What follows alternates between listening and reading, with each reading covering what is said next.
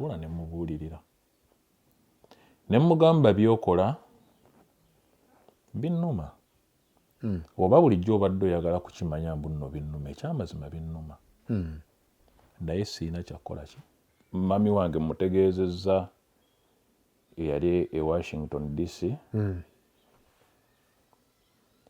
n'ambuuza ekibuuzo ekyo ekiriwa nti ye embeera ewaka eri etya ey'omu kisenge ne mugamba kibuuzo nga kigumu ngenda kiddamu ntya naŋŋamba nedda nze maama wo ndi family counselor manye amaka agasinga embeera weebaawo abasajja ekyo bagikomplainingako so tofaayo ne mugamba maama ekyamazima ewaka ebintu ebyo kireka byakola ki obuvunaanyizibwa bange oba privilege ebeera privilege oba ebeera right yo ebeera right kati ewaka nga yafuuka privilege ku saidi yange ti munnange tebikyaliwo okugira kati ebbanga eryo jjukira yambulookinga kati takyayogera nange naye omwana wange ye yali she was the one mending my heart nti byonna byempitamu ku myaka emeka oyo omwana myaka 6 nga kanyabo kenkubira waliwo ne incident eyaliwo nga mugamba nga mpulidinga nga wowulidde nga mpulidinga oba olinawo omuntu mbuulira kuba tewaliwo olwo nga kitandise okujja mu mayindi yange embu nno wandibaayo ebbanga liri embabega nga saagala kufiidinga mutwe gwange na bintu biri negative ne ŋŋamba nno ewaka yinza okubeera wano ewaka waliwo kawuboyi akwata akagamba ako kasesa abantu wandibaayo ki wandibaayo kayima ali munva akwata munva oli ku mulimu ndi ku mulimu naye nkyali mu interview ya break eyo nentumya uba naye era ebintu bino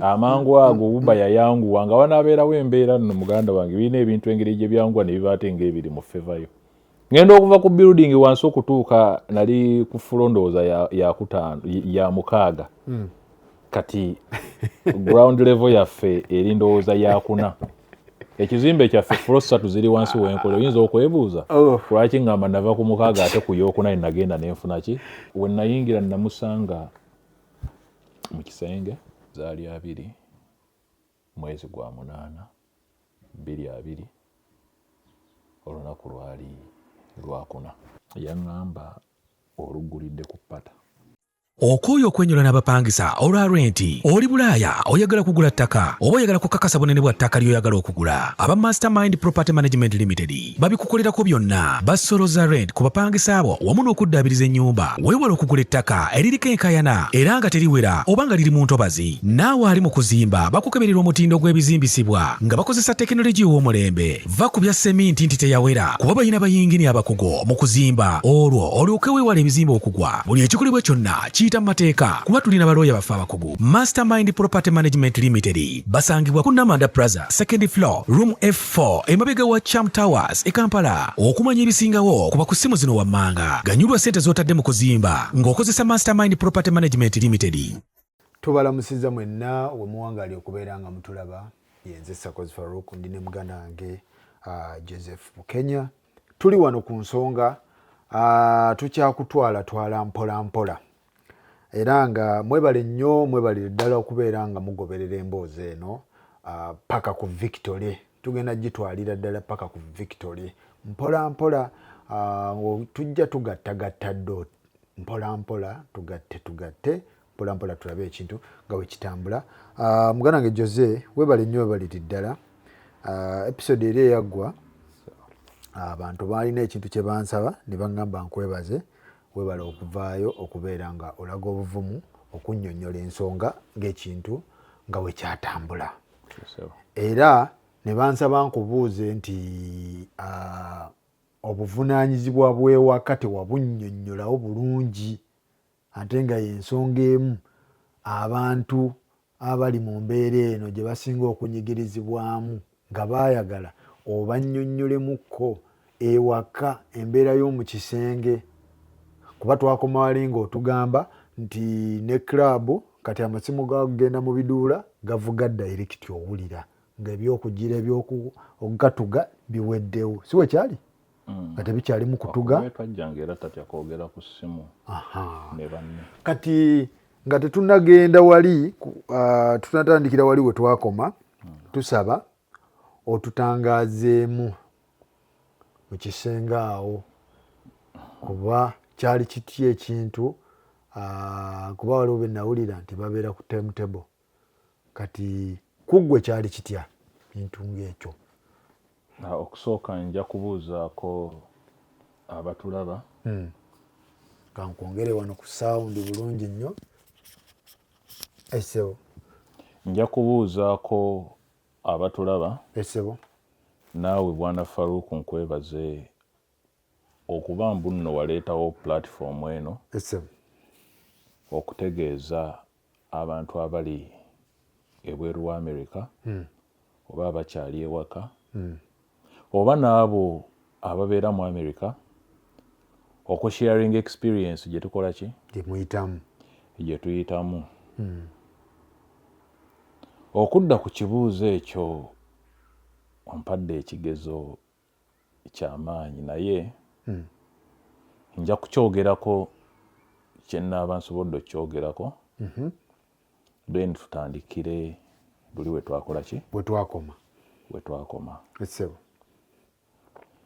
mu mbeera yonna gye mpitamu jjukira mami wange mutegeezezza eyali e Washington DC n'ambuuza ekibuuzo ekyo ekiriwa nti ye embeera ewaka eri etya ey'omu kisenge ne mugamba kibuuzo nga kigumu ngenda kiddamu ntya naŋŋamba nedda nze maama wo ndi family counselor manyi amaka agasinga embeera weebaawo abasajja ekyo bagikomplainingako so tofaayo ne mugamba maama ekyamazima ewaka ebintu ebyo kireka byakola ki obuvunaanyizibwa bange oba privilege ebeera privilege oba ebeera right yo ebeera right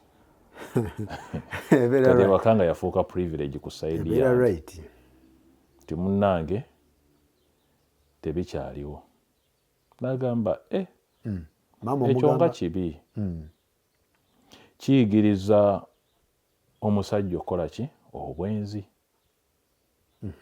muwala wange awakola ki si kirungi okuba nga akuyisa mu mbeera eyo olwo kivaako mu mbeera etya ey'okukkiriziganya oba eyatonziriranga tutawaana kuŋŋamba ku bintu ebyo oba waliwo negotiation titukwatagane ku luvannyuma lw'emyezi 2-3 oba gumu kitundu nga mbaawo mu mbeera n'obaawo naye etya okuzza ku kiri nga simanyi oba yali yakiseetinga bw'atyo mu mind ye nga naye buli paycheck weekoze eki wezze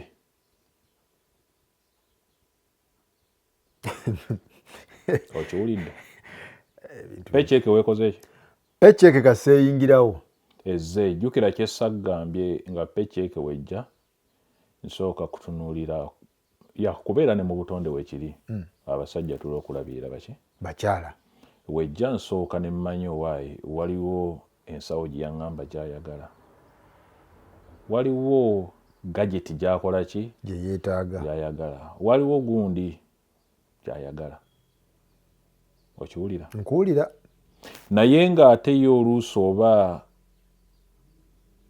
olwawulira ng'ali mu bwetaavu itawo nga siina right ekola ki nja kukomaawo ndowooza nga togaana ekyo nkugambye nga siina right ekola ki egaana kwegamba right zogwe basooka ne bazikusukambulako naye ezize nga n'azisigaza naye nga ka paycheck kasaka koona paycheck zammwe zigwadde anti luvannyuma lwa 2 weeks 2 weeks kitegeeza luvannyuma lwa 2 weeks ate kitegeeza buli lwekoze eki buli lwekonkona agamba yitawo okitegedde tejja saagala byogerako nnyo kubanga osanga katukomaawo tugende uli wetwakola ki wetwakoba Jose waliwo omukwano gwange bamuteeka ku timetable luvannyuma lwa myezi emeka 3 kati gwe wawulira gwe oluvannyuma lwa paycheck agamba bannange tiwekiri nyinza okuba nina engeri gyenkipakejinzeemu etategerekese bulungi okitegedde oba nkugambye natuuka ebiseera nga nakola ki nga nabivaako kale omuntu wagamba natuuka ekiseera nga nabyesonyiwa olaba weeks 2 zisobola okuba weeks 2 okitegedde weeks kwegamba ng'ebintu byatabukira ddala ate ng'ekyo kyekivuga amaka bwe bulamu bw'amaka omutima gw'amaka guli nga awo wateekebwawo restrictions olukomera lw'amaanyi kino naye nga eky'emexico wenagambye waliwo kyesitayinza kwogera wano kuba si wenakuzibwa nsaba tukole ki tukomaawo tugenderaawo naye nga situation y'omu kisenge abantu bategeddewo okitegedde bategeddewo nti wali mukubone wali ku ntandaalo ennaku zino bagiyita ntandaalo bapengpeng wali ku ntandaalo mu kisenge tukitwale bwe tutyo wali ositavinga bwali tujja kukitwala bwe tutyo naye jjukira nkola kiro okay so tugende twakoma wali ng'omukazi amasimu g'amaklabu pulupate basi simanyi bebi gundi biki programu nga yakoze eki programu zonna zijja kati yakyuse okitegete kati eyabadde agenda ku beach olwa weather kati bagenda kuki ku club ku pulupate gwali eyo nze saafuna mukisa gugendako ku pulupate sigigendangako naye nfuna bambuulira ku biki ebibaayo gwali eyo omufumbo oba ali mu committed relationship njagala weeteeke mu ngatto zange okubemu akafaananyi nti mukyalawo agenda ku pulupate ali mu bikini n'abalala abantu ababaayo olina kyoŋŋambye nga tuvudde ku kamera oyinza okumpaako n'ombulira kiki ekibeera ku pulupate nze kuba naye okusinziira kyempulira bantu babeera mu kunyumirwa nti oba ndowooza eba vibe ebeera ddala vibe eyaddala nze kati ng'oggyeko ekyokuluma nti nno omukyala agenda mu environment eyo naye n'ekyomwana ompulira bulungi nkuwulira era ku audio gyenkupuleyingidde simanyi oba nakyogeddeko emabega nti natuuka embeera nga nanti waagira abantu agamba mbu nno ono byayogera tebiriiyo ne mugamba ngenda kutandika okukola ki okurekodinganga byoyogera era mugundi gyenkupuleyingidde owulidde nga ŋŋamba recordinga tokawulidde sebo muwulidde bulungi recordinga era bino mbigamba bibeere ku ki ku record ng'agamba nze nagamba ŋŋenda nkugambye ŋŋenda ku pate ekyo nkiwulira naye namugamba nga tuwula ne mubuulirira ne mugamba byokola binnuma oba bulijjo obadde oyagala kukimanya mbu nno binnuma ekyamazima binnuma naye siina kyakkola ki kyakkola nkuwulira ojja kgenda ku pate kigenda kunnuma kyekyamazima wekiba ekyo kikusanyusizza okumanya muno bakinnuma kijja kunnuma. That is true. Naye obulamu obutwalira ku sipiidi yaki ya waggulu ne mutegeeza nti ekyewuunyisa n'ewaka bamanyi nti nze ekizibu kyonna bwe kibaawo nze gwe bamanyi mbu nno yakola ki gwamulina nze amulina. kiwulidde ekyo okiwulidde bulungi. era ne mugamba nti abo booli nabo kuliko omufumbo nti naabeera oba n'omwami w'ewaka era nanziramu nti ssebo tukitwale mbu nno abafumbo tebagenda ku puulu pate. Otyo nkiwulidde bulungi nakyo. Naŋŋamba ye twagamba tugenda kufuuka ba roommate eryo etteeka saalyogeddeko nti tukuze mwana ekitegeeza ne weŋŋenda oba bankwana nga bankwana. Mwali mwayingira dda open relationship nga tomanyi ssebo?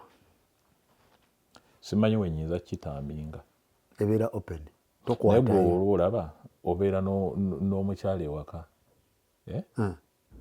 okiwulira era bamanyi setting yammwe it is a family Bukenya family. Kati gwe njagala okinterpreting twali bafumbo bale mwali bafumbo. Okiwulira mwali bafumbo. Kati ne mugamba eyo yonna statement emabega yakolebwako olw'okunyigirizibwa twakola ki oba ojjukira nagambye mbu namugamba at some point mbu tufiling for divorce nga nnyigiriza n'agamba tajja kukkiriza muntu mulala ajje atwale omukisa gwe. Kituufu ekyo. Okiwulira kati naŋŋamba ne mubuuza ye bambala batya ku pool party. Of course information mmanyi ku pool party bambala ki bikini. Naŋŋamba bambala bikini oba mpale nga twambala. Nantegeeza tisebolooza ndi mu kkomera lyo. Kiwuliddeko ekyo. Jjukira e Kampala nagambye si ye muntu eyali owaki owogenda mu masanyu. Era n'omugamba tugendeko kaddeeti n'agamba nedda tugendeko wano once in a while byambu ebyo bya kiyaye okujjako kye twakolanga nti nno buli we twavanga ku chachi olwe Sunday ku Watoto Church awo ku Kampala Road. Ebeera Kampala Road, Bombo Road. Anti Bombo Road. Bombo Road ebeyingira ku Kampala Road. Ewali ka fountain ka Jennifer. Bombo Road ebeyingira mu Kampala Road. Oba giyite Watoto Church downtown. Main good headquarter. Yo main. Nga buli we tuva tugendako eggaba buli Sunday yali nnom. Omutwalako eggaba ku mazzi. Tugenda ali ku kyennyanja. Ne tuli ebyennyanja ewali eyo gye baagira nga watunyumirwa nga tugenda ne tuvaayo ne tudda ewaka. Mwali mu life. Then olweggulo oluusi nengenda nenkuba omupiira oba okulaba ne bakwano bakuba ku mupiira ne tusharing experience. Era mu maaso eyo ekyo nakyadde kyanfuukira ekizibu nja kikunyumiza eyo mu maaso gye tutuuse ekyokubeera mbu nno navangako ewaka olw'Essande okumutwalatwalako tituvudde ku kyaki program ya family wedde nengenda nembaako naki n'abavubuka. Naye omukyalo ono wamukukunulawa abantu waliwo era yambuuziza ekibuuzo ekyo nansonyiwa okikubuuza ye wamugjawa. Sijja kuyita kukunula kuba oli yakibuuzizza bw'ati olinga mulaavu oli n'abeera mukyalawo tekimataringa wa gye wamugja oba wamusanga naye wamugjawa oba wamusanga mu nnimiro oba wamusanga mu kibira tekimataringa. Ekimataringa muba mufuuse eki omuntu omu kuba naffe tuyinza okuba tuliko gye twava watali kubanga oli yambuuzizza ekyo kitegeeza ne omukyalo ono wamatalingako oba kabaka ground waawa kabaka central waawa ewatuufu gye wamujja mwana munno. omukyala yali abeera ku bimu ku byalo by'e Uganda. District nyinza obutagikoonako naye yali ku Hoima Road eyo. Kiboga side. Kiboga eriyo ne Kyankwanzi ndowooza. Kiboga yeyo nga gyabeera. Alright, tetujja gendayo. Kale okudda ku kyappa tekiri jjukira nagamba Mukama ompadde ekigezo. Amazima ddala ebintu bulijjo bye mpulira kati bino bizze mu reality. Nti nange omukyala agenda ku pate akomewo agendanga ku pate kuba yanga akigenda kufuuka kinoomu. Nange nenkola ki? Okkiriza. Nembeera awo namubuulirira ddala. Nemugamba mukwano obufumbo bwaffe buggwaawo oba oli nabo tewaliwo agenda kukola ki caring awo. Ate be bajja okukugeyanga nti laba oyo yali mu bufumbo nti nno obalaba abo baali mu bufumbo naye bwasaanawo olwakino nakino abo b'oyita banno be bajja okukola ki? Okulima empindi. Ndowooza okulima empindi ku mabega. Ne mugamba kyusaamu. Nawakana. Koolo zaali ennaku z'omwezi ndowooza nga 15. Bwemba nkozeemu ensobi naye gwali mwezi gwa 8. 2 2. Kaakati ngenda okukola teyagenda. Nensanyuka mu mutima nti nno osanga byenkoze ekyo. By'omubuulidde abiwulidde. Oli kwegamba omukyala yali alinga aliko ekintu ekimuliko ng'alinga ali possessed. Nga owuliddeawo ku audio weyagira olowooza ekyokundeeta mu America wakola kyamaanyi ne obandibadde ddi nandizze yali alina okujja by all means wadde sebo kyewakola tekyali kyamaanyi oba okoze passport kuba twatandikira ku passport nga tamanyi mbu nno waliyo nti nno ensi gye bayita America nti Bungereza, Sweden n'ebirala wabula nga kyamanyi ensi z'ebweru nga zamanyi mbu zonna baziyita nsi z'ebweru. Kale nembeera nga nze yebuildingira omuntu wange n'okikola nenkikola. Kale essaawa zino kyakola ki? Kyannangira wakola kyamaanyi. Kale Mukama akumpeera omukisa ku ekyo kyewakola ki? Kyewakola togwaga sikimensioningize nako.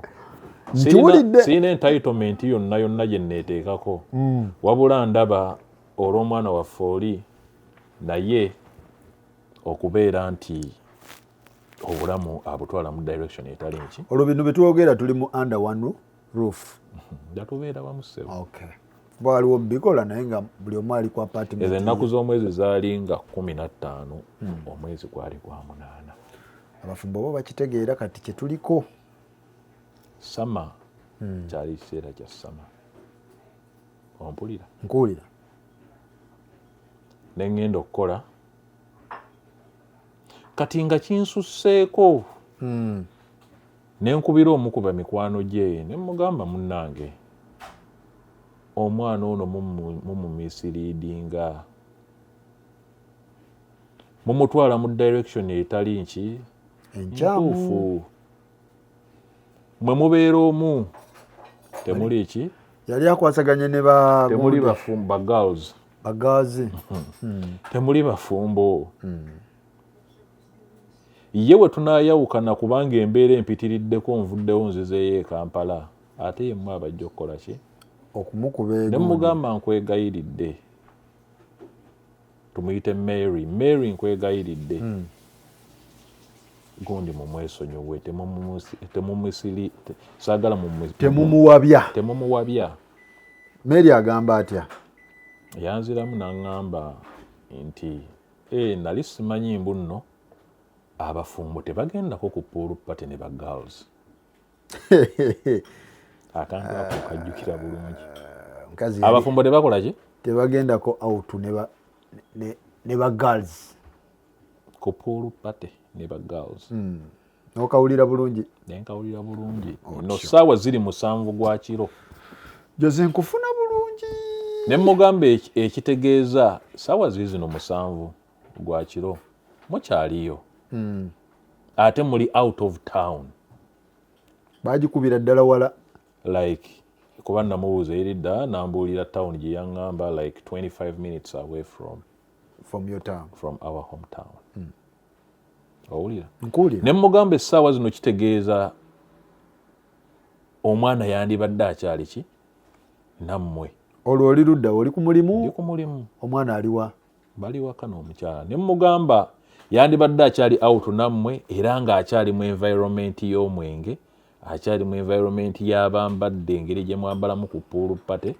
Ya. Naŋŋamba nedda ye n'akola excuse. Kyemmanyi bwana Mary kwali. Ako ojja kukajjukira bulungi onkubira kasimu n'ogamba naye musajja gwe. Mary mu mugundi kazini wange mukwano gwange. Naye yali muto. Naye ng'ate ye kikoosi w'oli. Oli kaakati nga muntu mukulu tonenya ate Mary. Ye Mary. Muntu mukulu gw'olina okunenya ye n'ate interpreting. Mary time ye. Kyogamba nze sirina bavubuka abataali bafumbo wano nga bangamba tugendeko ku Rhino. N'ogaana. Nti oba biiki yagize waliyo biiki gyekutte tugendeyo. Naye nga mbagamba nti nina obuvunaanyizibwa tekirabika bulungi. Okitegedde bwe tuba bagenda ngende naki? Ngenda n'omukyala. Ngenda n'omukyala nga famire. Kuba nze nali neenyumiriza mu kintu kya famire. Okiwulira? Nkufuna Jose. Kati Mary ayogera ebyo. Tandise n'okukubira abantu b'ebbali. Ya. Kale era abatali bafumbo n'akunenya ku lwaki nti wagize nga naye olw'embeera kwegamba ne mami ne mugamba n'amubuulirira ne bamubuulirira twalina forcinga 3 bonna nga bamubuulirira nga baŋŋamba nti bannange mujja kwawukana kuno kuliko abantu webati ne webati oyinza okuba gwe oyagala kwawukana ne mukyala kubanga waliwo oba omukyala gwe wafunye. Ti abakyala ba kuno abakyala abakulu baba baagala omuvubuka ng'ayagala afune omwana akufunemu omwana akuteeke kuki ku child support. Naawe kyekimu okiwulira nga ye omuntu omukulu akubulira oli mami yabikubuulira abituufu. Nagambye mami Boston era ne musimu kyekirimu abeerewo tatawuni. Kawegamba ng'ewaka wakaca ebintu bikola ki? Bitabukira ddala. Mwegayirira obufumbo bwaffe buggwaawo. Omwana yakafiiramu. Awaawo yakuba omwana alina life gye yalimu. Omwana alina life gye yalimu. Bagimanyi era balaba nti nno omwana yali my everything nga balaba buli kyembeerako muwala wange. Kaakati ngenda ku mulimu tagenze. Enkomawo ku Sunday ku makya eyo yali Saturday.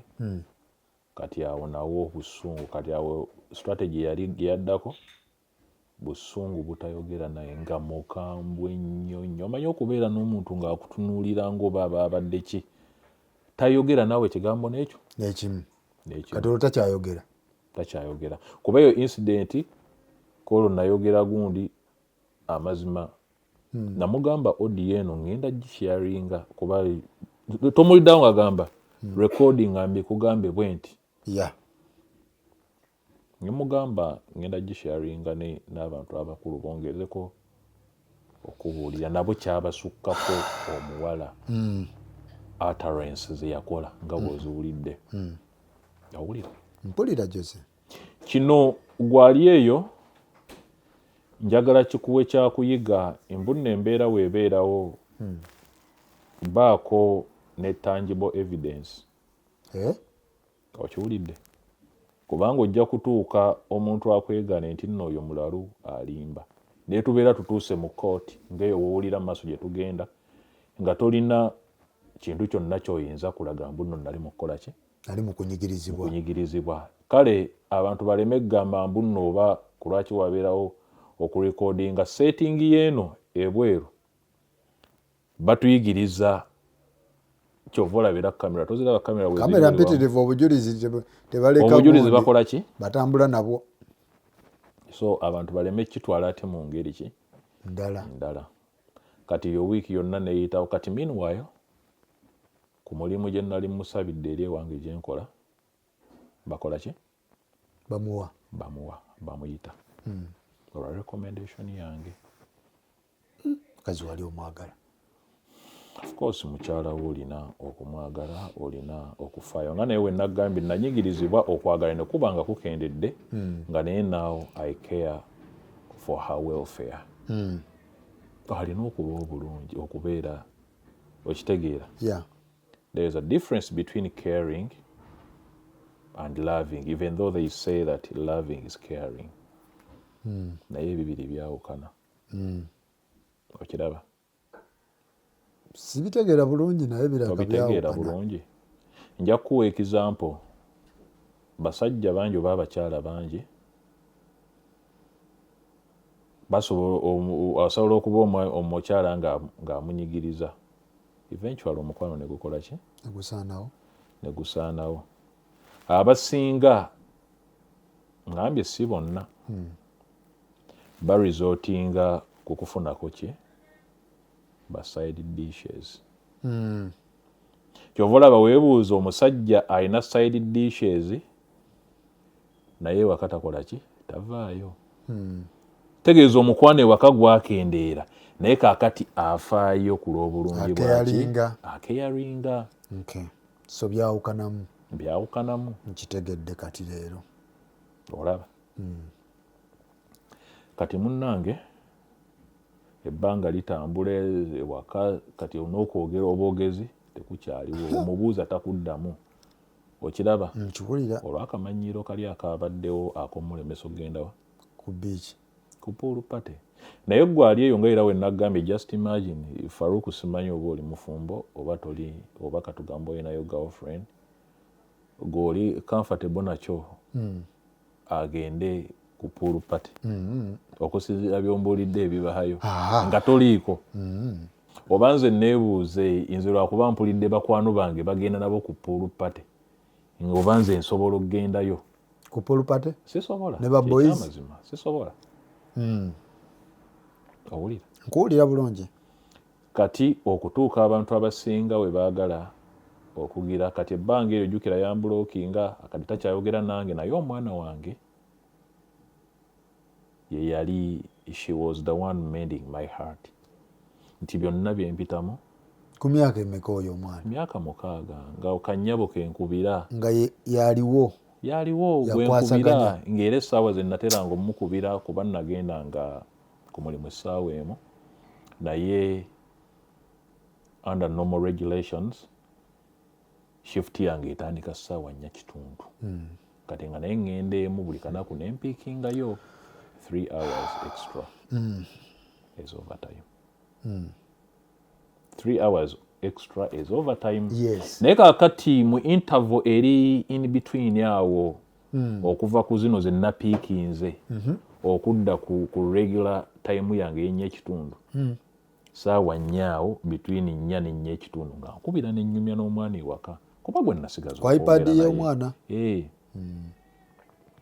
Kati olunaku lwali lwa Thursday ennaku z'omwezi 2 August. Nkubira omwana takola ki? Takwata. Teriiko iPad. Kati okugikuba emirundi egiwera nga teriiko nempalirizibwa nkubire maama we ampe njogereko n'omwana wange. Yali teyakubulookinga? Yali yakubulookinga ku WhatsApp? Okiwulira? Mpozi n'akalala ate aka WhatsApp engeri gy'okwogeddeko waliwo ne incident eyaliwo nga mugamba nga mpulidinga nga wowulidde nga mpulidinga oba olina omuntu mbuulira kuba tewaliwo mu olwo nga kitandise okujja mu mind yange embunno wandibaayo ebbanga liri embabega nga saagala kufiidinga mutwe gwange na bintu biri negative. Nze omuntu abeera nti nno abantu bayinza okuba boogera bye boogera okiraba mu luzungu waliwo saying egamba nti birds do not fly where the wind blows. Sigenda bugenzi muyaga kukola ki ng'abantu bagamba mbu nno abakyala abo waayo okeberako mu ssimu y'omukyala tomanya ayinza okuba wali aliyo bino bye tugenda n'obeera ku mulimu wayinza okuba wajjawo emisana n'abeera naye nga tinganze ebyo nagaano bifiidinga muki mu mutwe gwange naye kati okunyigirizibwa kwantaddemu ekirowoozo ne kitandika okukola ki okujja tiwandikola ki wandibaawo cowboy kati olumu mugamba kandabeko ku ssimu yo olwo nvudde ku mulimu ekirowoozo kye ŋŋambye kola ki kubanga nina n'ekirawo mukama kye yampa ekyagundi oba kukoolesebwa simanyi wenyeza kiyita ne mugamba mpa ku ssimu yo nga nzeeyo ku makya nagamba oyagala ssimu nagamba essimu yange naye koogisabye nakwala essimu bw'ati olaba nga ntuddeawo nga wano we tuli wano n'akola bw'ati n'akwata ku whatsapp nga ndaba n'ajja installing whatsapp ye nga ndaba whatsapp ye n'agiyiwa nga ndaba bwe nti singa mbadde mu kkooti nandiwanisa omukono ogwa ddyo ne Bible nti genjogera gemaze n'agiyiwa n'aŋŋamba essimu y'oyagala yiiyo kati kola ki twala nemutumira neŋŋamba naye mukama buuke waabwe nga kika nga mpise mu kusoomoozebwa kungi kale okudda ku kiri kye naggambye awo kabadde ka by the way okudda ku kiri ekyemabega oddayo waka ekyokkuba essimu kaakati mpaliriziddwa okkuba ku ssimu ye njogereko n'omwana yambuuza oyagala ki namugamba mpaako omwana njogere naye naŋŋamba ali mu ddiiro nze ndi mu kisenge nkola ki nkooye sina manyi gagenda mu ddiiro lino gali ageeri waggulu ng'omwana ali wansi oba ganaga apartment byonna kiri ku level ne mugamba naye emizigo gyaffe gino egy'okuno ku America kikutwalira seconds nga 5 ogenda mu ddiiro omwana n'omuwa essimu ne wowoggana buwogganyi asobola okujja nti Michelle come speak to dad ajja kukola ki ajja kusobola okujja neyeesooza neevaako nenziramu nenjikuba nga takwata eventually neekola ki neebeera nga teyitamu kati nembeeraawo nga ndowoolereza jjukira mbeera gyakutaddemu abantu baleme kitwala Emboozi woba obadde ogigoberera bulungi kati mutandise okujjamu kali akalowoozo nti nno wandibambu wandibaayo sennabulya nga oba mukiibi kayima wandibaawo kayima abayita bakayima nina mukwano gwange bamuyita Kenny sennabulya oba kayima Kenny tubeera naye kuno omukwano gwange nnyo sitole eyo agijjukira balina olulimi ddo lwe bakozesa olulimi ki balina bbo lwe bakozesa ne ŋŋamba nno ewaka yinza okubeera wano ewaka waliwo cowboy akwata akagamba ako kasesa abantu wandibaayo ki wandibaayo kayima ali mu nva akwata mu nva oli ku mulimu ndi ku mulimu naye nkyali mu interview ya break eyo nentumya Uber naye era ebintu bino amangu ago Uber yayanguwa nga wanaabeerawo embeera nno muganda wange birina ebintu engeri gye byanguwa ne bibaate ng'ebiri mu fevayo kumba ate bigenda kukuleetera buleetezi buzibu Uber yayanguwa ngenda okuva ku building wansi okutuuka nali ku floor ndowooza ya 6 kati ground level yaffe eri ndowooza ya 4 ekizimbe kyaffe fulo 3 ziri wansi w'enkola oyinza okwebuuza lwaki ngamba nava ku mukaaga ate ku yookuna nagenda nenfuna ki kyali kikuddusa waliwo fulo endala eziri wansi 3 abamanyi ku Lehi bakimanyi Lehi hospital we Burlington nengenda nenkwata uba yajja misinde nga ngenda ndowoolereza biki ebikuli mu mutwe nga we nkugambye kati omukugenda ewaka okumanya era ebintu bigira byeyongera kati ate akubira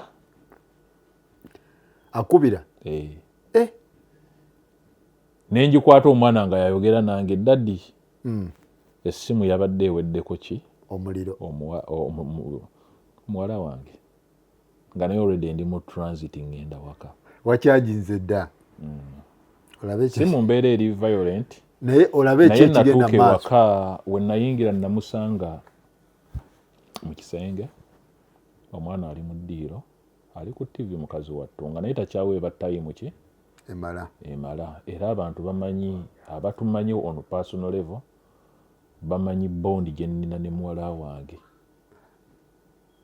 ate ekyawukanako ku maama okiwulira mpulira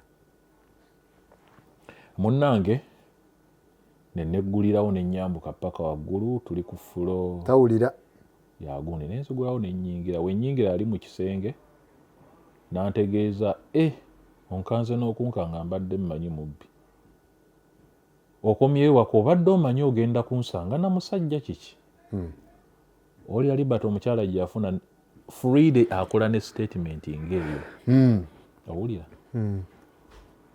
ne mugamba essimu ngikubye nga teriko mbadde njagala kwogerako ne mwana wange naye kaakati onyigiriza ng'omuntu n'okwogera n'omwana nako ne ku mwana naye oyagala kunnyigiriza onzijeko at least mbadde nfuna okubudibwabudibwa okuva ew'omwana naye ate naye onnyigirizaayo kikyonjagaza nangamba gwe atamanyi mbu iPhone weggwako omuliro yezzaako ogiteeka ku kyaji nga kituufu yezzaako kituufu ekyo fe abazikozesa bwe kiri ebiseera ebyo nali muntu akwata Samsung bwe kiri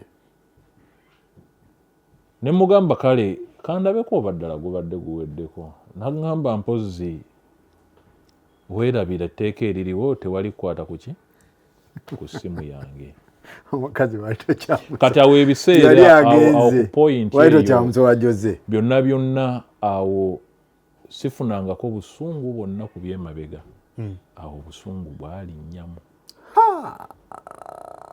nenzija musikeko ki ne mugamba kandabe agamba tojja girabako ne wabaawo sikafu yange olwo mu wardrobe okeberayo bakayima gye bali oba tebaliyo tewakebera mu wardrobe mu closet nembikkulayo kuba nti ndabe kati nendaba nga saawa eyo nendaba omuwala embeera gy'antaddemu ntuuse ne ku level ejja bwetyo byanga byange ekebere mu wardrobe ekitabangawo mu bulamu bwange bonna kati ng'ebyo byonna olaba owulira ebintu ebibeera kuno n'owulira omunno omuntu yeetuze naye abantu bayita mu mbeera abantu balina embeera gye bayitamu kaakati mugamba leeta essimu ndabeko kinagamba tewakiwulira njekwata bwe nti nzija bwe nti nyimuggyeko akola retaliation etya kusukuma kugamba okola ki totwala simu naye ne muoverpower nenkola kinengisika naye we nagikwata bwe nti emboozi eno gye nnyumya abantu abasinga ba closest friends family members abamu tebampa budde kuwuliriza story yange naye abampa obudde kino bakimanyi okuli Kenny oyo gwe nkugambye kuba ye gwe nabeera naye era naye yali support oba yali gundi yali wankizo nnyo mu kunsupportinga mu mbeera eyaliwo okiwulira mpulira Jose essimu ngikwata ekyanzigira mu mutwe nti laba essimu weegenda okusaanyawa obufumbo bwange gujje wagula nenkwata essimu gye namalirako obusungu nenjikuba ku kisenge naye ebisenge byano obimanyi si concrete okiraba olwamala najja nansukuma n'ateekawo olutalo ssebo nga alwanisa nenkwata essimu nenvayo waka nenkola ki otambula naye mba nfuluma yaŋŋamba oluggulidde ku ppata.